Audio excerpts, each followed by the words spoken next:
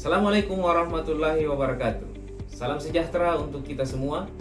Perkenalkan, saya Yusri, dosen Prodi Manajemen Sekolah Tinggi Ilmu Ekonomi Makassar Maju. Salah satu kewajiban dosen adalah melakukan pengajaran. Pada kesempatan ini, saya ingin menjelaskan salah satu mata kuliah yang saya ampu, yaitu mata kuliah Manajemen Sumber Daya Manusia dengan menggunakan metode direct instruction.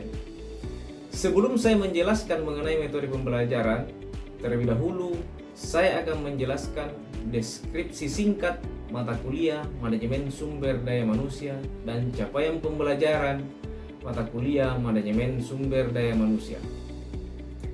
Secara singkat, mata kuliah Manajemen Sumber Daya Manusia mempelajari materi tentang pengelolaan sumber daya manusia secara efektif di dalam organisasi yang mencakup perspektif manajemen sumber daya manusia, konteks eksternal manajemen sumber daya manusia, fungsi dalam operasional manajemen sumber daya manusia, konteks internasional manajemen sumber daya manusia, isu-isu terkini dalam manajemen sumber daya manusia, serta masalah hubungan industrial.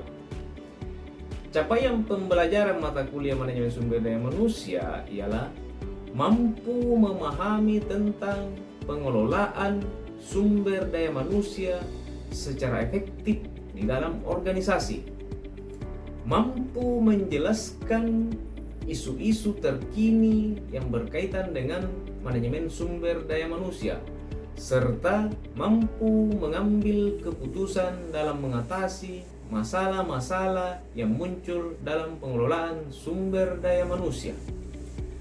Pada kesempatan ini pula, saya akan menjelaskan mengenai teknik pengajaran dengan menggunakan metode pembelajaran direct instruction atau pembelajaran langsung pada mata kuliah yang saya ampu.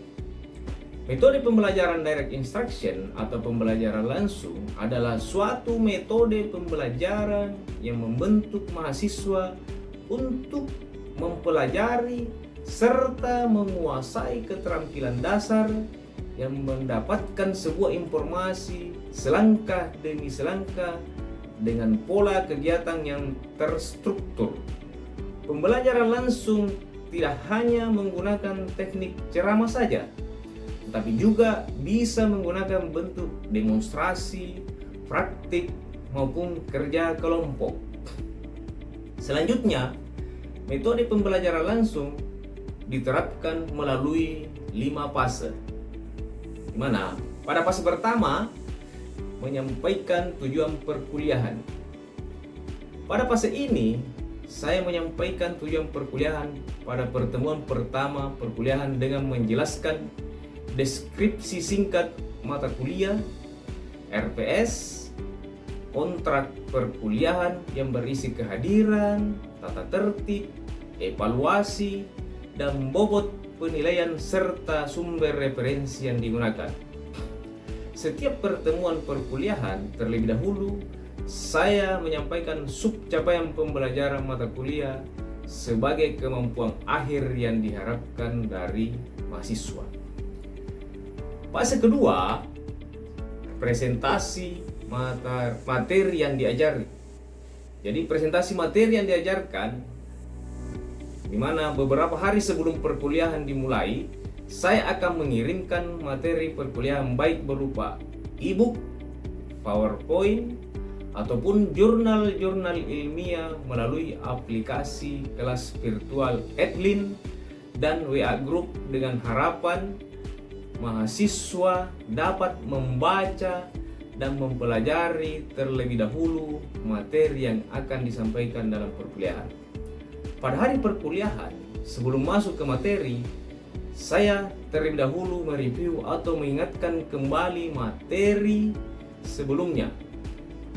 Selanjutnya adalah menjelaskan materi perkuliahan dan mengajak mahasiswa untuk berdiskusi. Nextnya ada sesi fase ketiga, memberikan latihan terbimbing. Saya meminta kepada mahasiswa untuk membuat ringkasan materi dari judul buku yang telah saya berikan secara berkelompok. Untuk fase keempat, mengecek pemahaman dan memberikan umpan balik. Dalam proses perkuliahan, saya selalu berinteraksi aktif di kelas agar proses pembelajaran lebih komunikatif dari dua arah.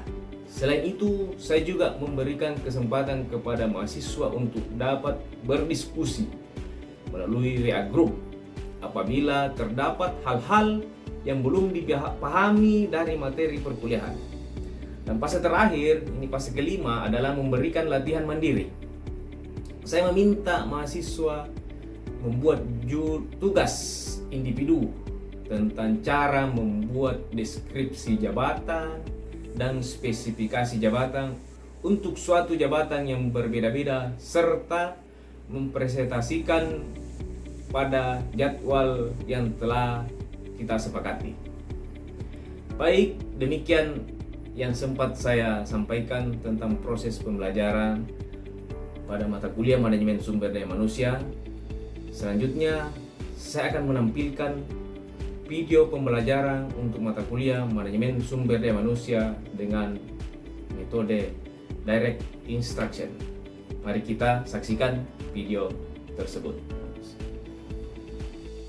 Assalamualaikum warahmatullahi wabarakatuh. Waalaikumsalam warahmatullahi wabarakatuh. Dan selamat siang rekan-rekan mahasiswa sekalian.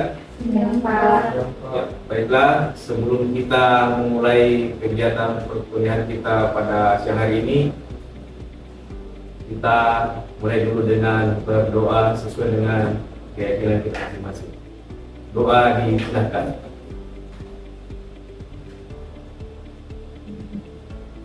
Selesai. Baiklah, kita berada pada pertemuan kelima. Mana pada pertemuan kelima ini akan membahas tentang rekrutmen tenaga kerja. Namun sebelumnya saya akan mengingatkan kembali, ini sering saya ingatkan di setiap sesi bahwa ada rencana pembelajaran yang akan kita capai pada setiap kuliah. Pada pertemuan kali ini kita masuk di pertemuan kelima, berarti kita akan membahas tentang rekrutmen tenaga kerja. Namun sebelumnya saya akan mereview dulu pertemuan sebelumnya, yaitu tentang analisis pekerjaan kerja. Saya minta adik-adik siapa yang bisa mereview kembali mata kuliah kita lalu. Ya, silakan, saudara Sarah. Baik, minggu lalu kita pelajari analisis pekerjaan, di mana analisis pekerjaan adalah proses pengumpulan informasi mengenai suatu pekerjaan yang dilakukan oleh seorang pekerja yang dilaksanakan dengan pengamatan cara atau mengadakan interview terhadap pekerja dengan bukti-bukti yang benar dari sumber pisau. Analisis pekerjaan ini akan menghasilkan suatu daftar uraian pekerjaan pernyataan tertulis mengenai kewajiban-kewajiban pekerja yang mencakup tentang standar kualifikasi yang merinci pendidikan dan pengalaman seorang pekerja untuk melaksanakan kewajiban-kewajiban yang akan dilaksanakannya secara memuaskan. Oke, terima kasih. Saya rasa kita luar biasa apa yang disampaikan oleh saudara Sarah. Jadi analisis pekerjaan ini adalah proses pengumpulan informasi mengenai suatu pekerjaan yang dilakukan oleh seorang pekerja. Baiklah, kita akan lanjut ke materi berikutnya, rekrutmen tenaga kerja. Rekrutmen tenaga kerja ini kita bisa definisikan dulu. Rekrutmen adalah proses untuk mendapatkan calon karyawan yang memiliki kemampuan yang relevan dengan kualifikasi dan kebutuhan atau kompensasi. Rekrutmen juga bisa diartikan bahwa adalah proses untuk memperoleh sumber daya manusia atau karyawan atau istilahnya manpower yang memiliki kualitas untuk menduduki jabatan atau pekerjaan dalam perusahaan. Rekrutmen juga bisa didefinisikan bahwa serangkaian kegiatan untuk mencari pelamar kerja dengan motivasi, kemampuan, keahlian serta pengetahuan yang dibutuhkan untuk menutupi kekurangan yang teridentifikasi di dalam rencana kerja. Itu rekrutmen. Proses rekrutmen di sini kita membagi menjadi 3 tahapan, seperti selection program, proses, dan user proses.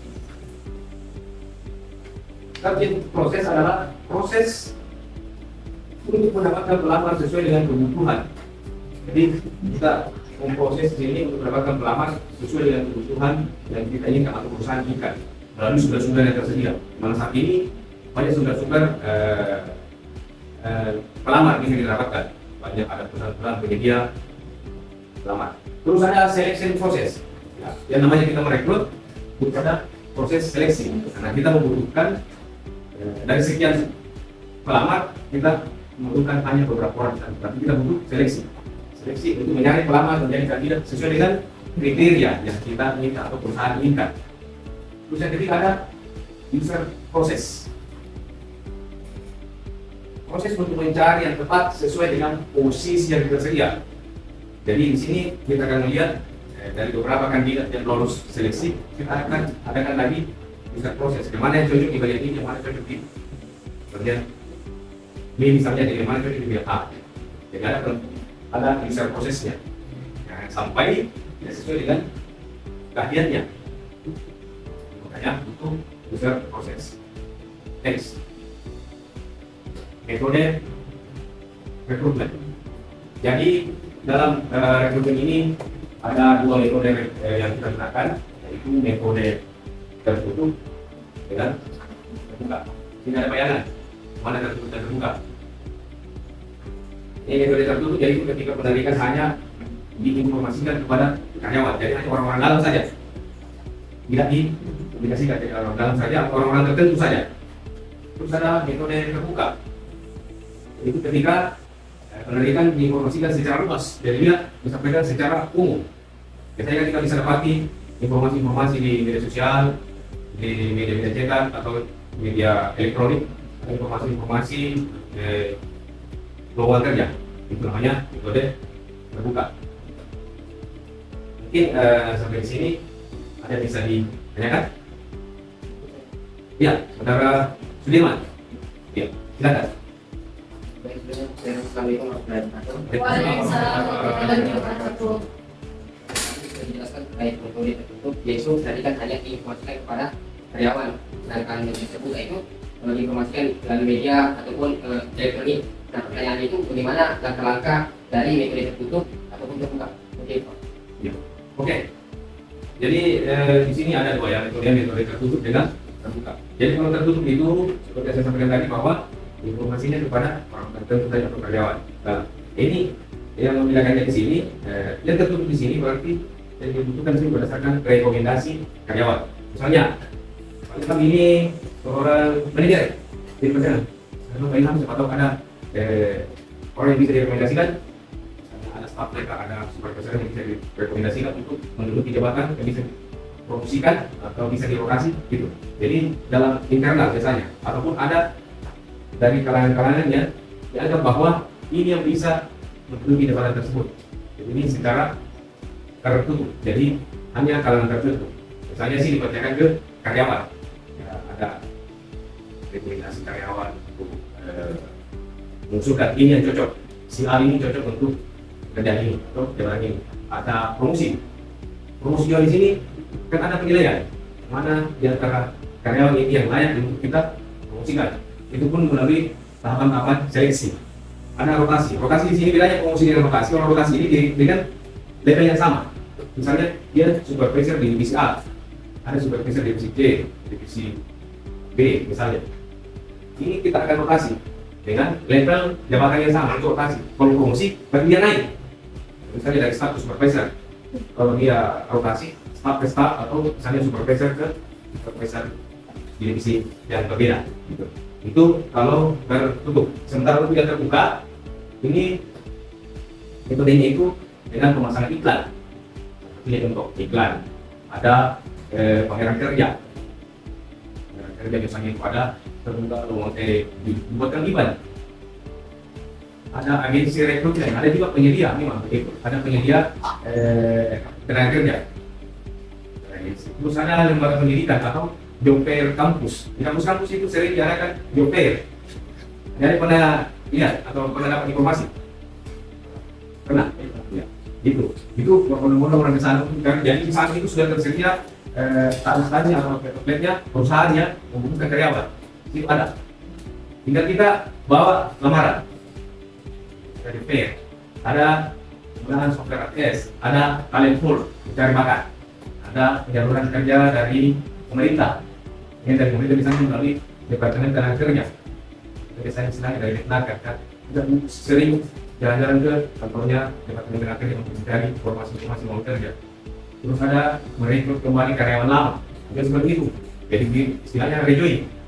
Jadi karyawan yang sudah berhenti karena dianggap ini dia keluar bukan karena adanya fraud, ada pelanggaran, dan dianggap masih layak atau masih bisa untuk bekerja sama, masih bisa bekerja di perusahaan tersebut, biasanya itu di rejoin kembali.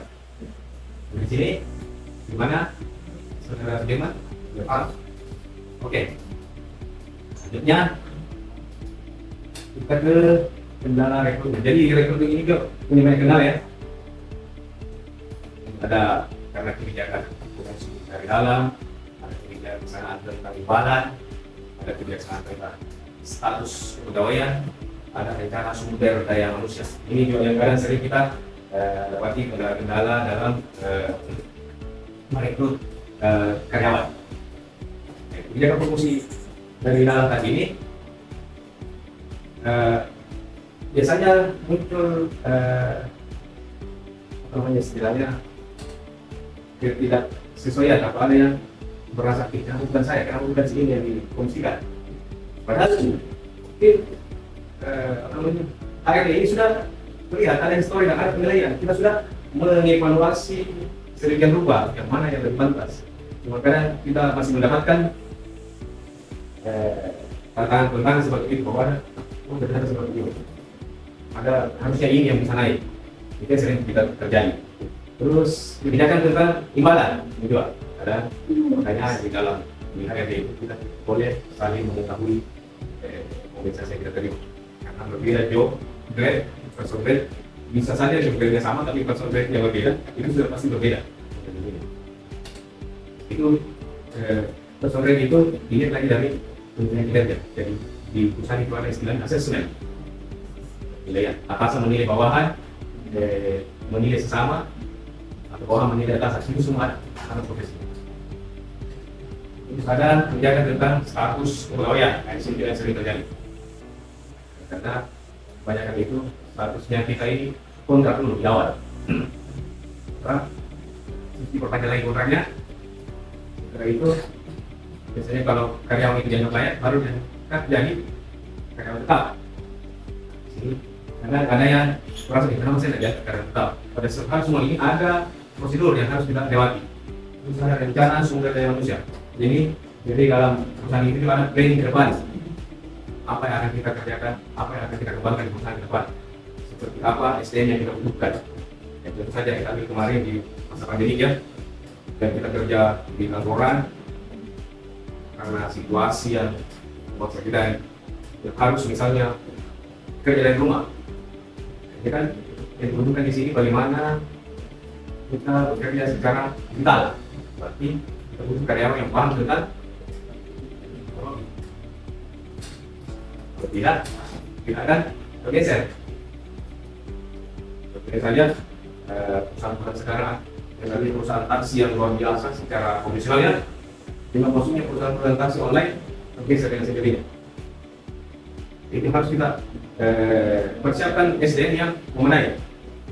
Contoh, kita buat misalnya promo yang penjualannya secara konvensional, membeli data.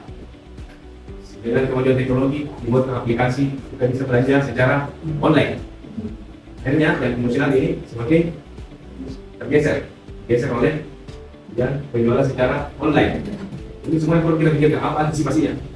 Antisipasi supaya kita bisa eksis, perusahaan ini bisa eksis. Antisipasinya ya harus ada perencanaan sumber daya manusia. Jadi kebiasaan para pencari tenaga kerja. Ini sering terjadi karena kita ini kalau sudah sudah sarjana, kita menggunakan ijazah seperti kamu kerjaan bawah ijazah, sekian, kita andalkan. Dan sampai di sana tidak ditahu dari apa kita. Selalu kita memakai. Masa saya mau sama SMK misalnya, ternyata SMK ini lebih terampil, ternyata lebih punya skill, makanya kita harus persiapkan Jadi kalian harus menyiapkan diri untuk dia kerja. Apalagi kalau kalian ini bisa menciptakan lapangan pekerjaan, lebih bagus lagi. Kita bisa menciptakan lapangan pekerjaan, bukan cuma menjadi pekerja, tapi kita bisa menciptakan lapangan pekerjaan. Jadi janganlah kita marah. Ternyata ketika kita terjun di dunia nyatanya, dunia kerja berat juga ya. Sekarang kan kita ini terkenal dalam ternyata kita tidak bisa lihat. Makanya dari sekarang jadi harus mengasah kemampuan, harus siap. Informasi itu bukan debat, tidak bisa saja. Hanya saya ini masuk di perusahaan A yang menurut bilang saya biasa transportasi. Kalian harus belajar dari sini, harus ulas itu apa yang dibutuhkan. Seperti apa sih yang dibutuhkan. Karena ini jangan kira ya, ada lain jurusan kita waktu kuliah, kerja kita juga lain. Dan banyak terjadi. Dan kembali lagi, skill hari-hari yang terbiasa. Kalah dengan teman dari lain. Karena ini yang kadang menjadi perkara itu tidak. Bukan pula. Kadang saya juga sering lewat. Ramai. Orangnya gini. Ramai. Ternyata kerja masa orang yang kalau putih semua. Ternyata kerja. Saking banyak yang kerja di luar minggu. Yang dibutuhkan cuma beberapa orang. Seperti sekian persen saya yang dibutuhkan. Orang yang mencari kerjaan. Tidak dari sekarang kita mengasah keterampilan kita ikut di sini. Saya kira kalau bisa Anda sendiri menciptakan kerja itu sendiri. Sedikit apapun kita berusaha, tapi kita harus tidak bisa semakin berkembang, tidak bisa kemarin bekerja. Di sini maka kuliah yang hari-hari harus belajar dengan betul supaya ada siap. Apa yang harus persiapkan 2 tahun ke depan, harus tidak terasa. 2 tahun ke depan, 3 tahun ke depan Anda sudah jadi sarjana. Dua kedudukan organisasi mencari tenaga kerja baru. Ini organisasi lain yang bergerak di bidang kegiatan yang sama atau menghasilkan barang dan jasa yang sejenis. Ini adalah persaingan. Ini kan sering terjadi. Ada karyawan kita rekrut, oke sudah masuk, tapi ternyata ada tawaran dari perusahaan lain yang sama tapi dengan ini kompensasi lebih besar. Kan? Fasilitas yang lebih bagus. Ini menjadi tantangan bagi para dari perusahaan untuk merekrut karyawan.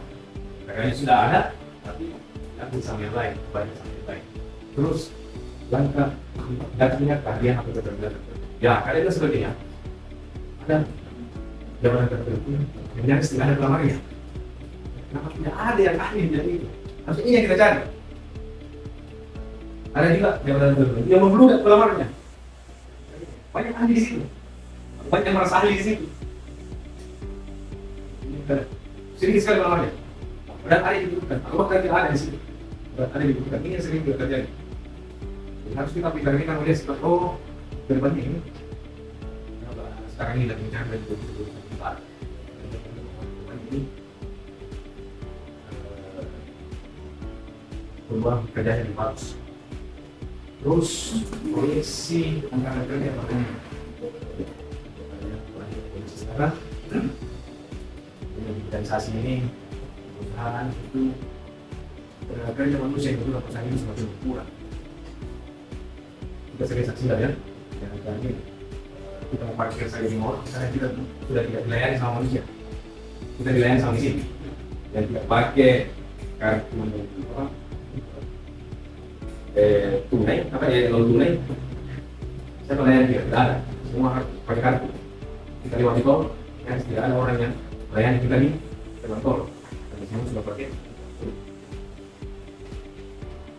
kartu tol misalnya. Kartu jadi apa jenisnya itu kan semakin berkurang kebutuhan. Tadinya mungkin dikerjakan oleh 5 orang, ini sisa 1 orang yang dikerjakan. Sementara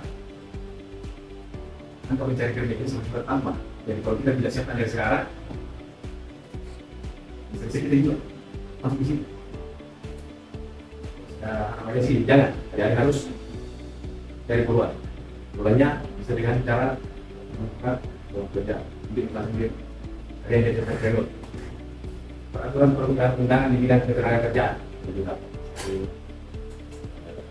yang kita di Senat. Ada praktek rekrutmen oleh organisasi lain. Juga ada yang biasa dapat perusahaan-perusahaan dari media market media bekerja. Ada outsourcing ke apa.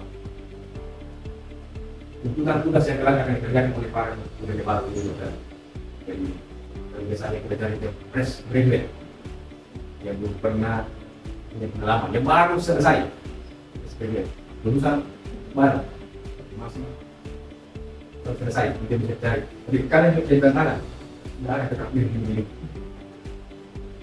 Bagaimana caranya mau dikerjakan?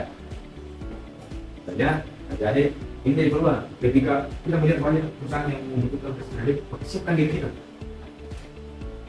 Itu adalah peluang, siapkan diri kita. Ya, kan sampai sini, paham? Oke. Ini sumber rekrutmen di sini, ya.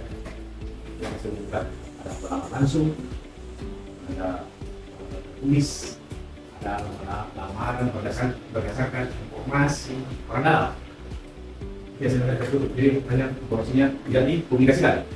Kenapa? Kalau dia dipublikasikan akan menduga lama.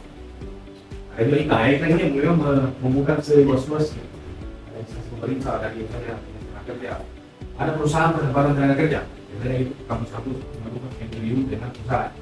Nanti dalam-dalamnya bisa diserap oleh perusahaan yang sudah bekerjasama. Ada perusahaan mencari tenaga kerja profesional. Memang dia mencari tenaga kerja yang sudah profesional, yang biasa mencari perusahaan yang atau yang sama. Ada dari perwakilan, ada organisasi divisi, ada dari balai latihan kerja pemerintah. Kan di sini juga ada setiap kabupaten ada balai latihan kerjanya ya.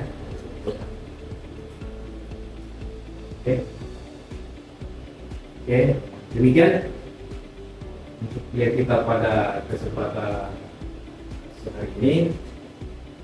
Semoga apa yang saya sampaikan, apa yang kita bahas pada kesempatan hari ini bisa terima dengan baik dan menjadi acuan nanti ke depannya supaya kita bersemangat, lebih semangat lagi dalam menyiapkan diri untuk terjun ke dunia kerja. Karena tidak terasa ini 2 tahun ke depan tidak terasa. Sampai sekarang ini saya kan masih baru usia 3. Sudah terasa berjalan waktu kita sibuk dengan perkuliahan, tugas, skripsi ini selesai. Ini semua kemana ya? Sudah. Jasa sudah ada. Semua kemana? Kalau tidak ada skill, kita tidak siapkan. Dan sampai kita tidak pede, tidak percaya diri dengan jasa kita. Itu sudah sangat percaya diri. Dan mengingat kalau kita punya diri untuk terjun bekerja untuk bukan.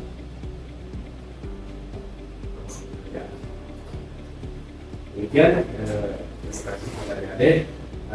Untuk pertemuan selanjutnya itu kita akan membahas tentang seleksi pegawai.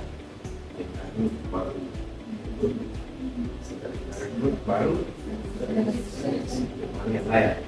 Saking banyaknya ya yang memenuhi syarat untuk seleksi lagi mana itu. Jadi harus betul-betul dalam kuliah supaya Anda bisa menyiapkan diri. Oke, demikian. Terima kasih. Assalamualaikum warahmatullahi wabarakatuh dan selamat. Waalaikumsalam warahmatullahi wabarakatuh.